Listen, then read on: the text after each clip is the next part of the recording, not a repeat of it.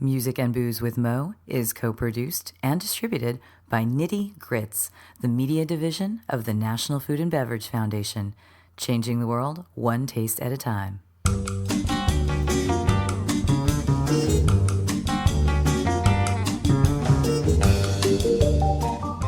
Welcome to Music and Booze with Mo. I'm Mo Herms, and I've worked in the music industry most of my life, so have met some pretty amazing musicians over the years. I also love a good cocktail, and I've encountered some really interesting bartenders as well. It seems that there's a lot of crossover, so when I can, I like to talk to musicians and bartenders about music and booze. Join us at the bar, won't you?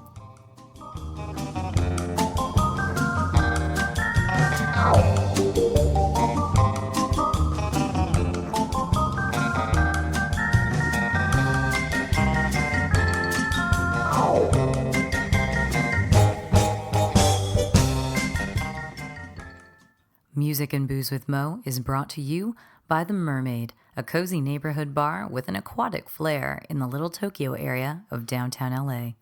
Open 7 days a week, featuring tropical cocktails and snacks, The Mermaid also has a daily happy hour from 5 to 8 p.m. Follow The Mermaid on Instagram at TheMermaidLA to hear about upcoming events and check them out at TheMermaidLA.com. Head to 428 East 2nd Street, Los Angeles, for a drink.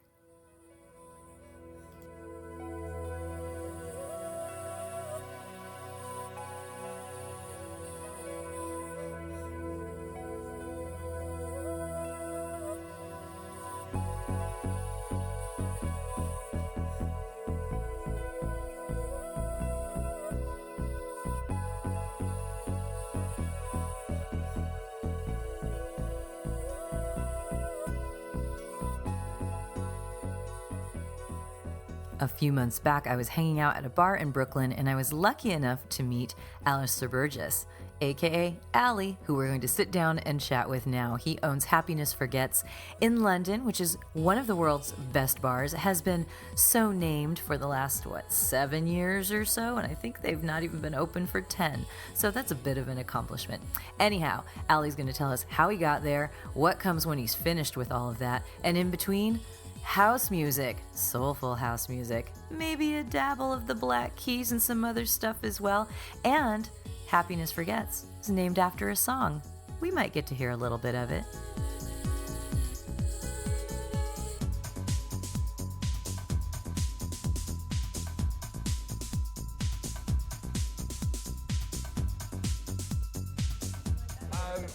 I used to dabble in DJing a little bit. That counts. Well, anything counts really. But I really mean, especially kind of having the bars ever like when I first kind of moved to London, I'll probably say in like my early 20s, I used to go to nightclubs and field parties and raves a lot as a kid. I mean, like illegal warehouse parties, like in the mid to late 90s. In San Francisco in the early 90s. My older brother is 45, 46. So he was the good influence on you? He was the bad influence. So, like, my parents used to like go away and leave me in his charge. And I was like 13, 14, and he was off his mate's house, backed out in this massive open field, and they used to run God knows how many extension cables to power lights. And they did it at your house? No, not mine, my friend's house. Friend's house. Because I mean, literally, because I come from like the countryside of England, about 40 miles south of London. And they used to run probably like 10, 15 extension leads to power sound systems, lights, and the decks and all sorts. And they used to kind of play records from like 8, 9, 10 at night until like 5, 6, 7 in the morning. I was going to say, it has to be when the sun comes up. It's not a proper rave unless the sun is coming up. And there would just be like, it would just be a massive field, huge field, probably like 5, 6, 7, 800 odd people. And but no there would police be like, ever came?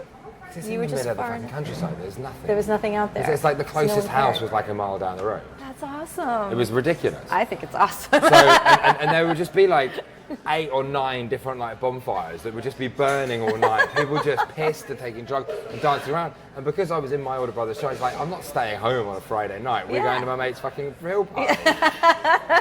and this would be like every like whatever. So from like 13, 14 years old, I was like totally up in like the dance music scene that was kind of kicking off in like the mid 90s. So I was born in 78, so by like 93, 94, 95, I'm like 13, 14, 15 years old. So you were at the height of it at that time. Yeah. I remember in San Francisco in the early 90s, I was into that and also DJing that. I listened to all kinds of music, but San Francisco had a really thriving underground club scene. It always did.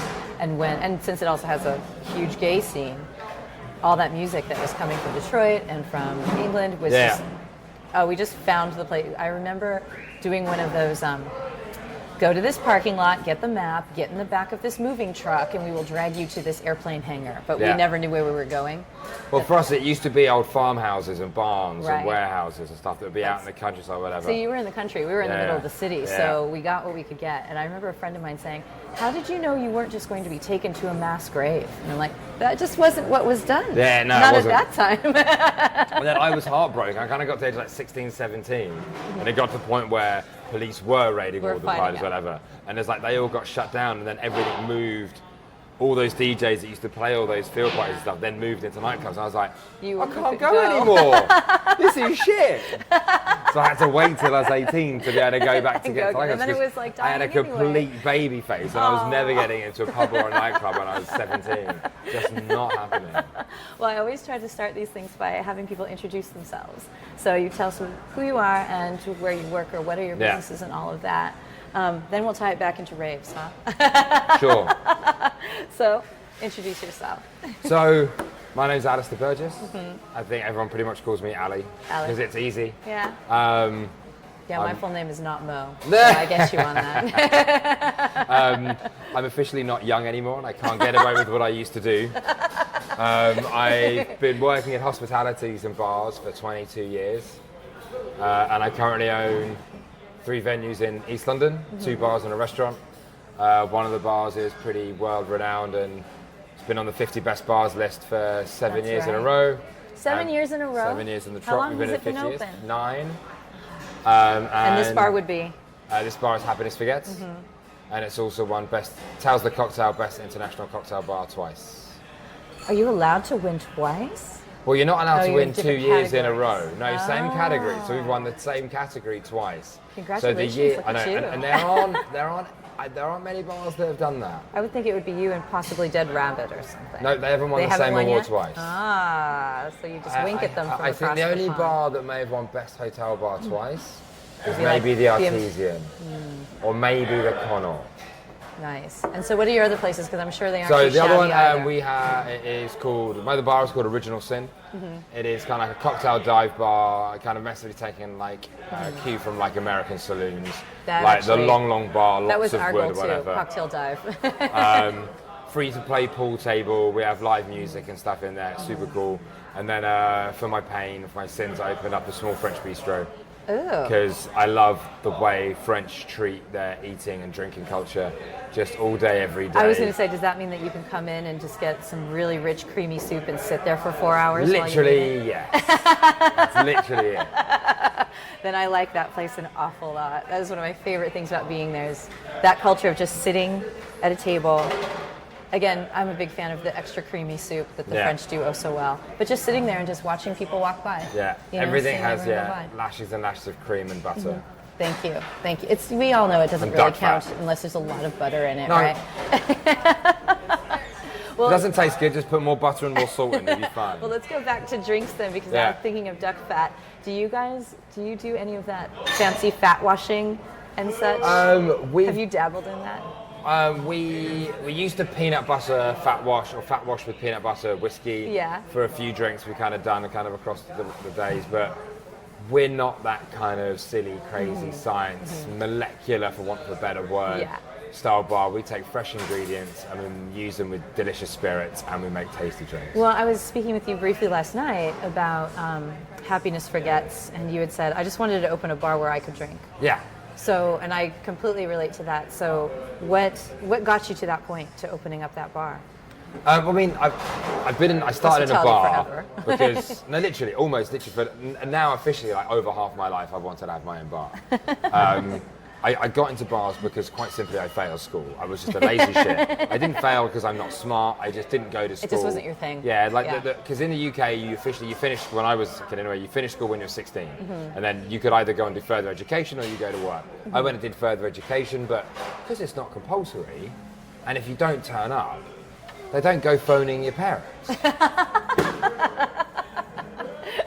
So all of a sudden, So guess what I can do now? there was no motivation for me to whatever. So it's like, I could go out and go to field parties and raves on like a school night, because... But as we already discussed, you were 16 and now those things were all going into proper Yeah. clubs, so... So I then used You had to to go spend work in those clubs. Yeah, I then spent my time like skiving off of college and just going into arcades and playing video games.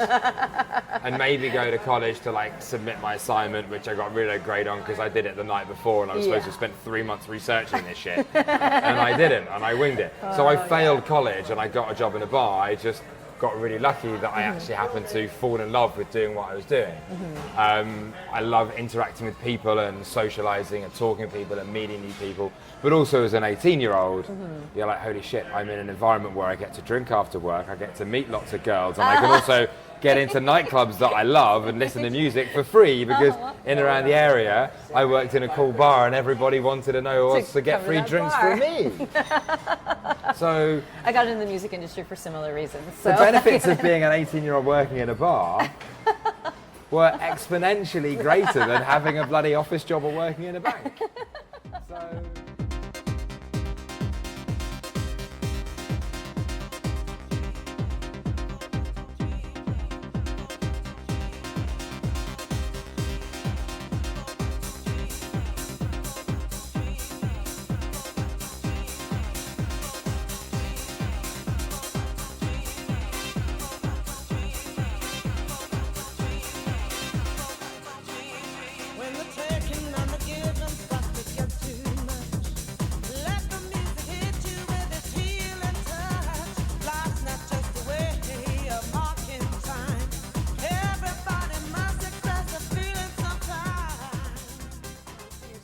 that today.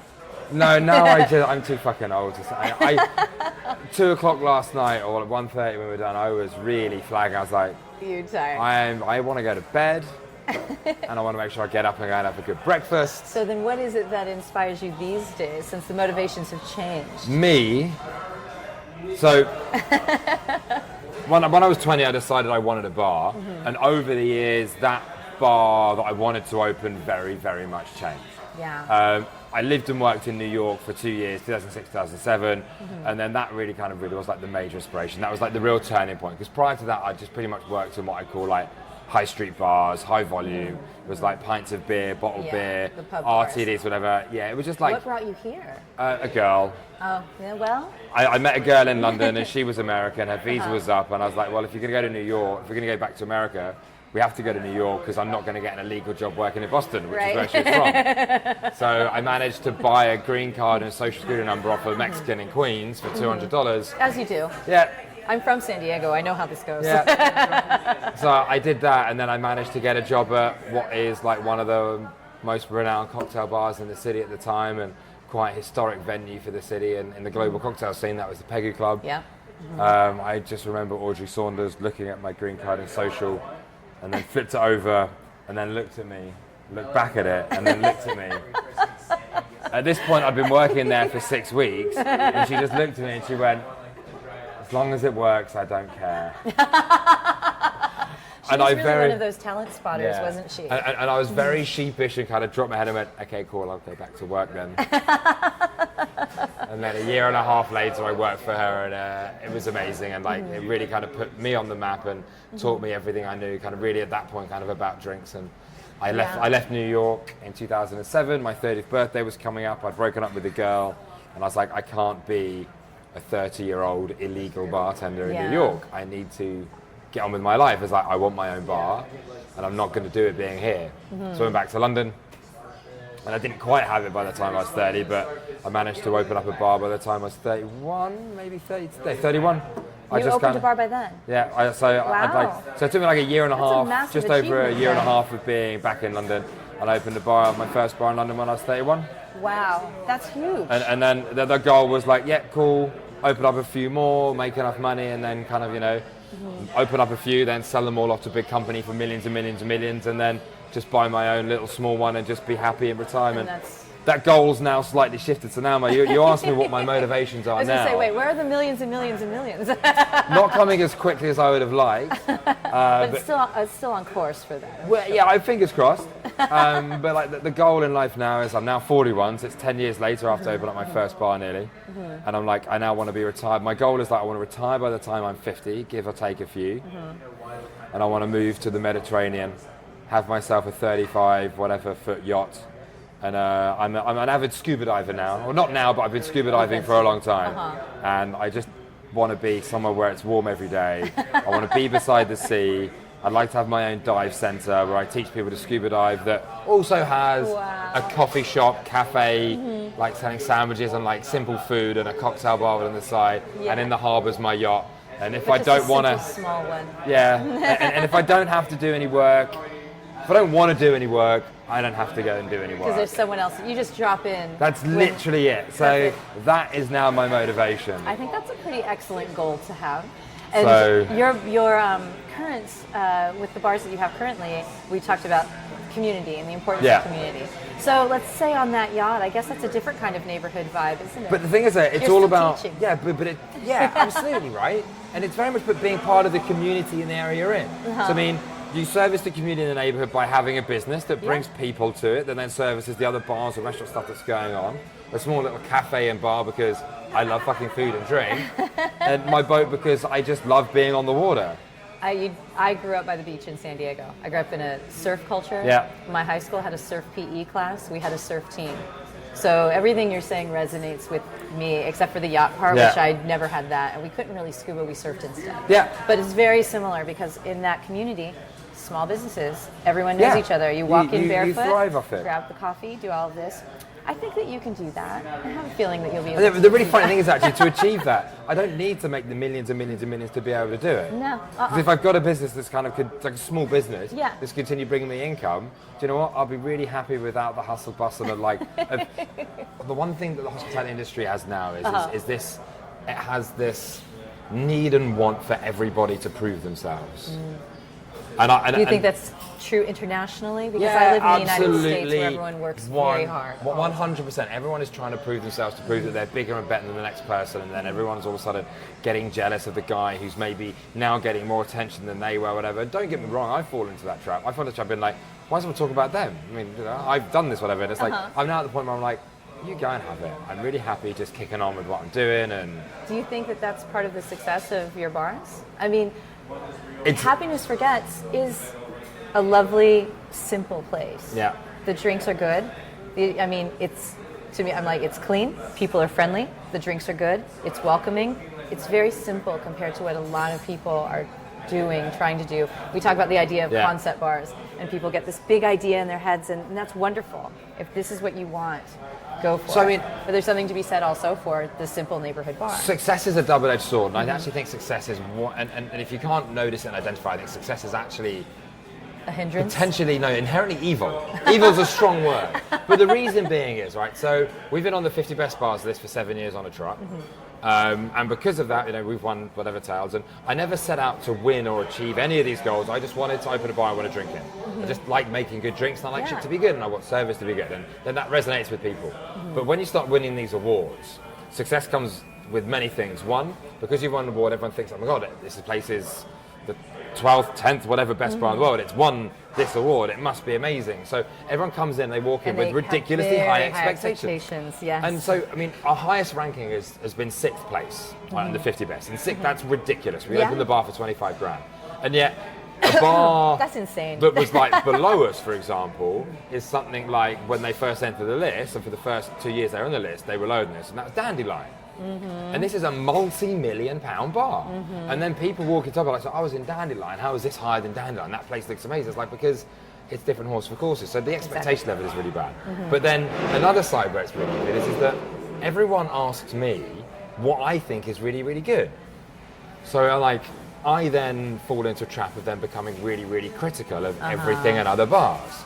And that's a really horrible place to be, because people want to know your opinion. You then start giving your opinion. They'll be like, yeah, but then that's bitchy. I'm like, well, I don't think this is very good because of this, that, the other. Then, and all of a sudden you start judging everything way too much. And I now take a real conscious effort just to be like, do you know what? I'm only going to go to places I like and talk about the real positive things of Yes. places of venues that I really like. Yes. And really have to get out of that game of comparing stuff because everything's really freaking different. Your qualifier is my favorite versus the best. And I also Which is hate what that I've saying learned. is that saying my favorite is also, I think, inherently a bad word because Yeah. someone's favorite thing changes Yeah. so many times. I've worked in the So music industry for it's now like, decades. I now talk about like, do you know what bars I really like? I really like this bar. This bar. I really like this bar. And I really like hang out here and I really like hang Yeah. out here. And I really stay away from using that word favorite. Favorite as well. I really kind of stay away from that of like bashing bars. And if I don't like a bar, you'll know I don't like a bar because I won't talk about it. And that's really, really. I only relate that in that since I've worked in music for such a long Yeah. time, I worked in radio for 10 years, I worked in music publishing, I was a music writer, all of this, people always say, oh, what were the best albums this year? And I always have to start by saying, well, I can't tell you what the best is for you, but I can tell you what I enjoyed Yeah. about this year. I can tell you what my favorites were, but it might have nothing to do with anything you like at all. Yeah. No, it's completely true. You know? And the It's thing very is, subjective. The thing, again, especially learning that in the food and drink world, is you can't tell people what they like. No. Which is really crazy. And people ask you like, oh, what's your favourite drink on the menu? And it's quite often, it's always a girl. And I answer No, my it. boyfriend does this, and I've been trying to break him of this habit for years. I say, Well- please don't ask that. Just tell them what you like. Yeah. He's gotten better. He'll say like, I'm feeling mezcal, maybe spirit forward, not spicy. And I'm just like, good boy, good boy. So my You're getting comeback better. line, whenever someone asks me like, oh, what's your favourite drink? What should I have? Is like, well, what are your favourite pair of shoes? And they're always like that. It's always like, oh, it depends where I'm going. It's the same with the See? drink, pal. And it's always the way. Always the way. So let's go back to the music side of things. So at your bars, what kind of music program do you guys have? How did you decide what to play in there? Is it different for, it's got to be different for each space. Each space is different. However, the music program in all venues is changing and evolving all the time. You can't just be, oh, we are this bar, we're that bar, and we only play this music. If you sit there and you stay still and you stay stagnant, then you are going to get forgotten because you're going to be the same every single time. When we first opened Happiness, I used to kind of very much play jazz and kind of like adhere to like the rules of a speakeasy. I was very adamant that we weren't a speakeasy, but that was the kind of cut, that was the vibe of stuff we were going for.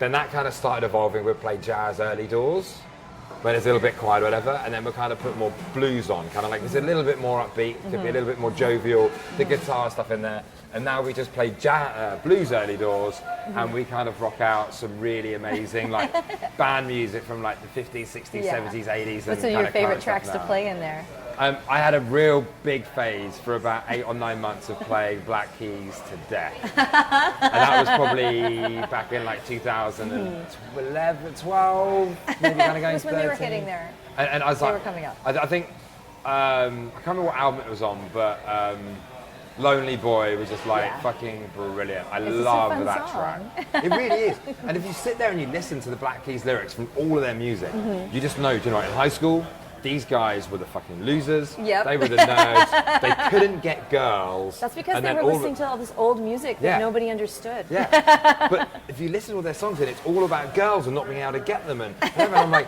now they get all the girls they want because they're one of the best bands in the world, and that's amazing.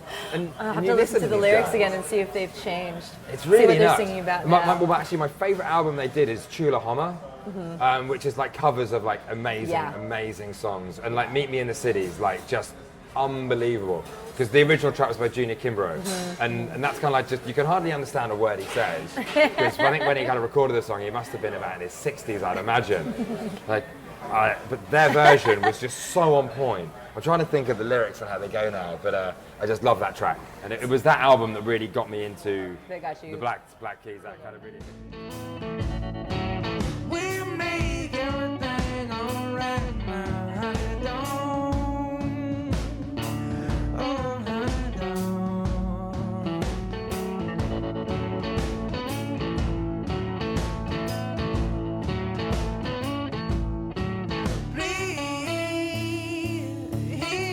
Please don't leave me right now, baby, right now, right now. Oh, no, no, no. Go back to your dabbling in DJ. What was Oh, that God, all don't. about? Yeah. House music. Yeah. It was Well, how just old were house you? music. I was probably about 19 or 20. Okay. So it was once you were legal to be in those clubs, Yeah. you decided to try Well- your hand at it? Well, yeah, it was this point where I was working in the UK, what were qualified or classified as like pre-club bars. Okay. Because in the UK, Is that they Yeah. close earlier? well, because I mean, back in the UK, I mean, outside of like big cities, bars shut at 11. Whether Yeah. you're a bar or a Yeah. pub, you close at Yeah. 11. If you want to go out and drink, you need to go to a nightclub. Exactly. And nightclubs at 'Cause that they stay point, open all yeah, night, they were more or open less. all night, or at least until 2. Mm-hmm. And the bar, my first bar job was in a bar that was not a pub. It was definitely not a pub. But on like Thursday, Friday, Saturday nights, we had DJs. These DJs, they owned a record store in like the big town near to where I lived, and that big town was where I worked, and they used to kind of play records, and I used to go and they were like cool, and I used to chat to them. They were like 5, 6, 7 years old, and they're like, I idolized these guys. At this point, I didn't know what a cocktail was really, but they would play records, and I was like, they're getting girls as well. The girls love them. I was like, I want to play records. So I bought records. I bought a couple of decks and like DJ or whatever, bedroom DJ or whatever. But then on like a quiet night at the bar, I used to just kind of go and play records. And the next bar I worked in, I used to buy like loads and loads of CDs and stuff. And that's when CDJs became a thing. I used to kind of play records again, or play music from CDs off CD decks and stuff. Yeah, yeah. And I used to do that You again could on like still the scratch quiet on nights. those. Well, then you couldn't. But I guess like you used to play music on like the quiet nights in the bars I worked in. That's kind of really me dabbling. But I used to drive all around the country at that point to go to different nightclubs and stuff to listen to DJs. And I was just all into house music. Who were some of your favorites at that time? What, DJs? The DJs, yeah. Did they ever make it across here? I think a few of them did. So Jeremy Healy was probably one of my favorites, and he used to play a lot of the Versace fashion shows and stuff. Brandon Block. Oh God, Sasha and John Digweed were huge. They were amazing.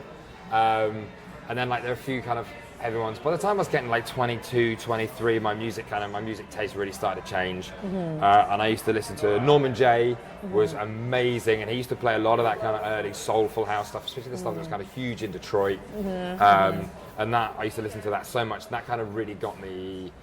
It really was that kind of music and that kind of soulful house that got me really into like soul and funk and like really kind of old school hip hop and stuff. And like as a teenager too, I used to listen to a lot of like late 80s, early 90s rap music, lots of Public Enemy, NWA. Oh, King that kind B. of rap. I was like, did you like the electro funk stuff then? 'Cause No, I figured you might have. I wasn't really super into that, but like as a more like as a like in my early 20s, I really kind of started to get into that stuff as well. It's lovely when, especially, because I grew up a bit earlier than you, but I loved the soulful house too. Like I loved techno when I was hearing it so much coming out of Detroit, and then I was hearing stuff coming out of the UK. And there was that whole Ministry of Sound thing that was happening that was so beautiful and melodic, and so I loved it. But when the soulful stuff came in, I liked that because I love soul. Yeah, And again, so the it soulful felt like stuff, it had more heart. The transition for me was like house music, and it was a lot of drum and bass, a lot of like house music, which was like sampling, and I didn't know to put two and two together.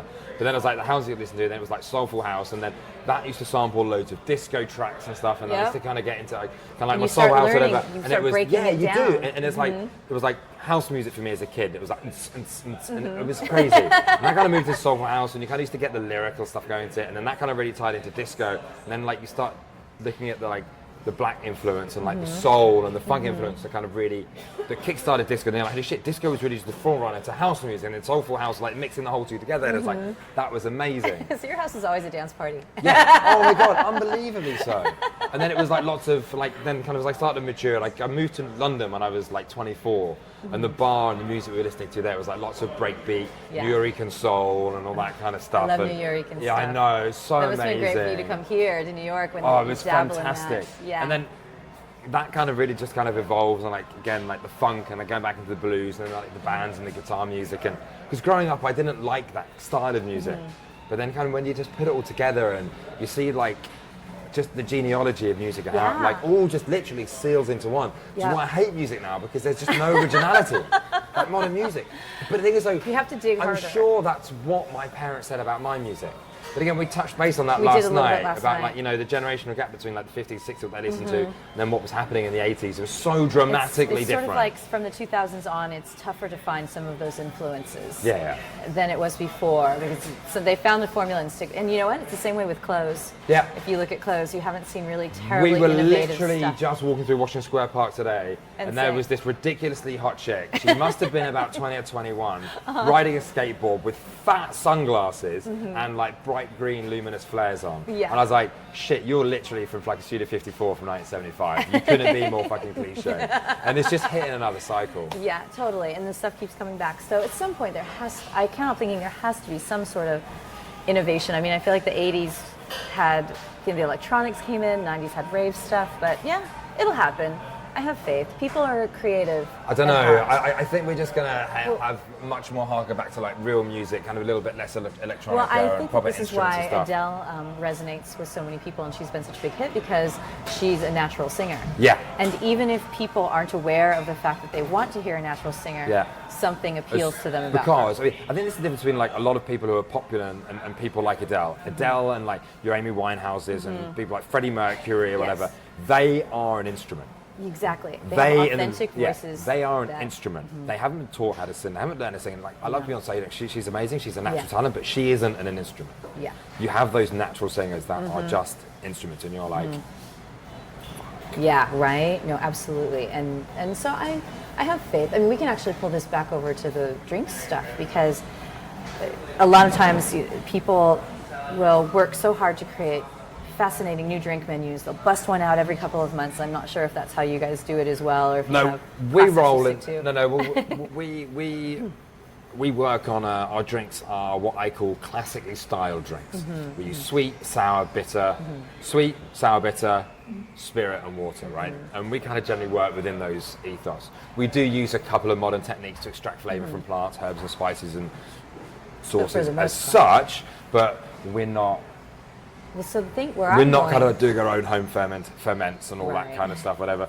We're going to do fusions. We've got a small still world. We'll like make hydrosols and stuff, but we don't go silly crazy because Yeah. you know what? Half the time it doesn't reap good results. You're just using stuff because you can, And like so- centrifuges and like clarification process and like rotovaps, and I'm like, you know what? This is really amazing. And sometimes 1 out of like 20 times you'll make something delicious, but you're making a lot of shit just to do it and putting it in a drink, and it tastes like arse. Yeah. Or it tastes like something that you've had a variation of before. Yeah, but using more traditional Using kind of more based stuff. ingredients. And Yeah, that's kind of where I was going, is that you know, sometimes an artist will be accused of plagiarism, or maybe there's a song that maybe they heard that song and they forgot they heard that song and might rip on some of that melody Yeah. a little bit and they're unaware of it. And this happens a lot with drinks. I have a friend back in Los Angeles who gets very defensive if he sees a drink that has a name that he's given a drink, and he's convinced that someone They've took it stolen away it. from him.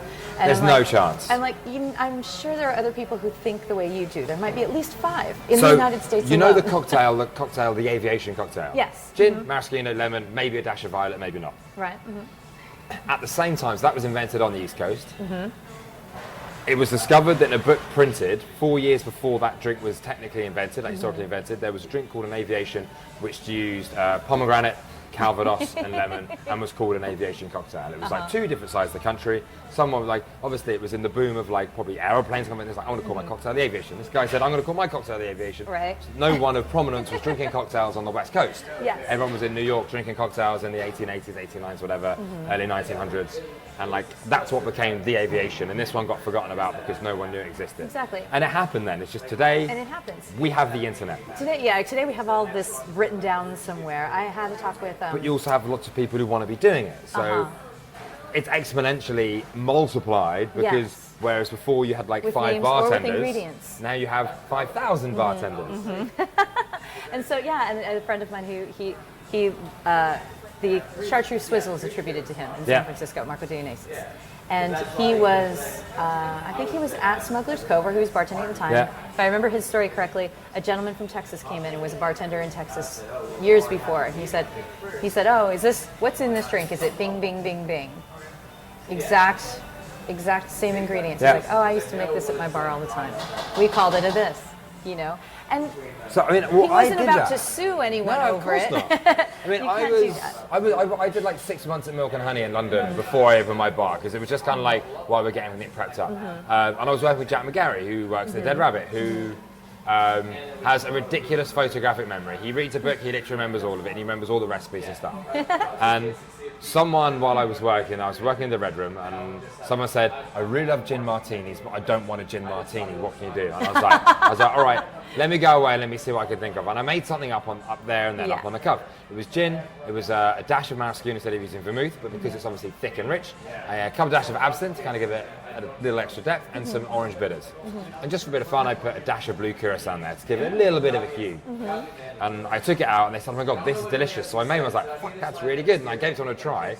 And Jack McGarry said, what's in that? I was like, oh, it's gin, mascara, orange bitters, and absinthe. He says, that's an improved gin cocktail. I was like, what? Like, it's an improved gin cocktail from this book. And I was like, fuck. I just thought I invented a really delicious take on a fucking gin martini. But no, guess what? Someone's done it before, because obviously I've used ingredients that were around 100 years ago. Right, there are only so many ingredients to go right, unless you are really, really creating something, you know, all these different things in a soup or something like that. Then yes, you probably put your spin on it. Probably. Can't say so for sure. Yeah, exactly. So I'm going to jump over to something else I ask folks, and then I can let you get back to your prep.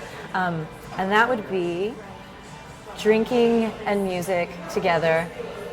What are some lovely combos for you? Have you ever created cocktails based on a song you love or musical movement? So, no, but our bar is named after a song. Is it named after a song? Yeah. What song? Loneliness Remembers What Happiness Forgets, sung by Dionne Warwick, written by Burt Bacharach from the 60s. Oh, I should know that. I worked on a Burt Bacharach collection. And the opening line is, loneliness remembers what happiness forgets. And it's like a bittersweet love song. So it's about someone who... Well, aren't they all? Yeah. Well, and then my second bar is called Original Sin. Wait, is that the NXS song? It wasn't actually named after that, but it Okay. kind of ties it quite sure there nicely. was But the original sin was like Adam and Eve taking the apple and then forgetting and losing their happiness because they lived in bliss. So the whole point of Original Sin ties into the name Happiness Forgets. Oh, look at you. But it also happened to be an NXS song, which is what everybody thinks we've named it after. Well, that was my first thought when you said that, but I didn't know that you had the musical trail. Yeah. So then if you... So, but Are you music going to and have drinks. to take another line from that song when you open up your small maybe. cocktail cafe scuba shop? Well, Or the name of your ship, I've got perhaps. this idea of this really, really small, almost like a Japanese Ginza style bar that I want to call the bar just like Ever After. Because it's like happiness forgets, but the tagline would just be like, and they all lived happily ever after. Would be like in bold, but the slide line there, and that I want to be ever after. Exactly. And that sounds like your last place, the last one that you know this is the end. maybe we'll see. Maybe that's the name of your boat. Yeah, no, actually, no. The boat would either be ever after or happiness forgets. I think I'll probably name it happiness forgets. I'll probably name it after the first I think bar. I cut you off. We were going back to. So music and bars. Music is integral to bars. Absolutely. Always has been. Yeah. I mentioned it yesterday. It's like, so you say the best bar in the world is the bar that makes the best drinks is absolutely complete bullshit. The best bar is where people feel happy, welcome, and comfortable, and always greeted with a smile. That whole thing of like, you need to walk into a bar to feel welcome and at home. Because I said to you last night, the bar is the local bastion, the last bastion of social interaction. Absolutely. And music plays a part in that. And if you curate your music to be a certain style, you're going to attract people who like that style of music. If they don't like that style of music, then do you know what? They're probably not going to come. So that's how you curate your guests and your customers. And then that's how you get like-minded people coming to hang out in your bar, and that's how you curate your atmosphere. And it starts with the offer, the people, and the music you play. And the music is so important to a bar, and it's really easy these days just to pick a Spotify playlist and be like, yeah, that's what we're going to play. Whereas it's so much more worthwhile to spend fucking 2, 3, 4, 5 hours in the morning and just curate your playlist and go through whatever and be like, cool, bam, bam, bam, bam, bam. That's perfect. It's perfect. Drinks and music go together. It's like a Absolutely. partying. If you have friends around at your house in the evening, if you're ever hosting at home, you have always put a playlist. record on. I know, you have a playlist. And then you serve them wine, and you serve them a drink, and you have a little bit of food. It's perfect. music and drinks go together like sand and the sea. Sand in the Sea, yeah. No, and that's a Who song. Is it? It is from Quadrophenia. Amazing. Oh my god, I love that movie. I haven't seen that movie for ages. Well, because you know there was the album, Yeah. and then there was the movie. So they're the two things. When I was There you younger, go. I mean, I've had Vespers in London for like 12 years, whatever. Of course you did. And when I was younger, I was definitely a mod. I was now gonna as say, an adult, you fell in I'm a love with fucking the soul, rocker. So you had to get into the Northern Soul. Yeah. Now I'm an adult. I'm definitely a fucking rocker. I'm gonna walk out of here going, "We are the mods. We are the mods." Like, if I had a motorbike now, it would be a Triumph Thruxton. oh, beautiful, beautiful. So- I love that. Well, this is a good note to end on, so you can get back to your work. No worries. But let's throw out, if you want people to come and visit your various bars, Yeah. how should they find you? Is there a social media thing you want to throw people at, or just find you when they come to London? Just stick Happiness Forgets, #Happiness Forgets into either Instagram or Twitter, and you'll find all my everything will come venues up. from there. Okay. So you find our profile, Happiness Forgets, or #Happiness Forgets, and good to go. that will link to our other 2 sites. Everything else. Excellent. Well, thank you so much for taking the time to sit and Pleasure. talk with me. I love talking about music and booze, and you did it so well today.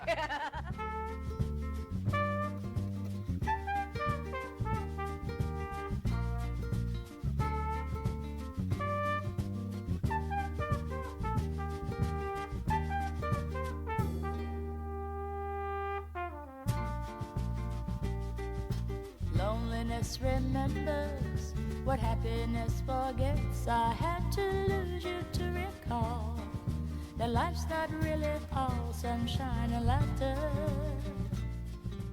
Loneliness remembers. A big thank you to Allie for sitting and making time to talk with me so that we could have this wonderful, fun podcast.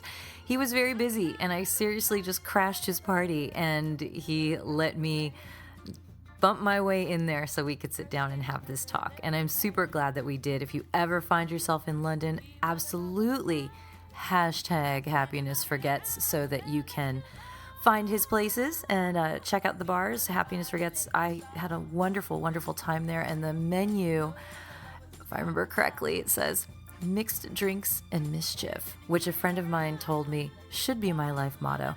And also apologies for talking over Dionne Warwick because she's so wonderful. But now you got to hear a little bit of the song from whence the name of the bar came, which is quite nice. Music and Booze with Mo is brought to you by Barkeeper, a head shop for cocktail lovers, located at 614 North Hoover Street in Silver Lake, Los Angeles. Stop by for barware, vintage glassware, a carefully curated collection of spirits, and one of the most impressive selections of bitters anywhere. Follow them on Instagram and Facebook for information regarding spirits tastings. That's barkeepersilverlake.com, and also in the Virgil Village neighborhood of Silver Lake, Los Angeles. Thank you for tuning in to our barroom chats on Music and Booze with Mo. For more info about today's guest, or if you want to connect with me, check out my Facebook page, Mo Herms. Please subscribe to the podcast and feel free to tell all your friends about it. While you're there, give the show a rating and a review. It really helps to get the word out. If you want to hear the playlists our guests have curated, search She Be Mo on Spotify, SHEBMO. Find pictures of the interviewees and the cool stuff they create on the Music and Booze with Mo Instagram account. Lower your expectations and join us at the bar. Till next time, cheers.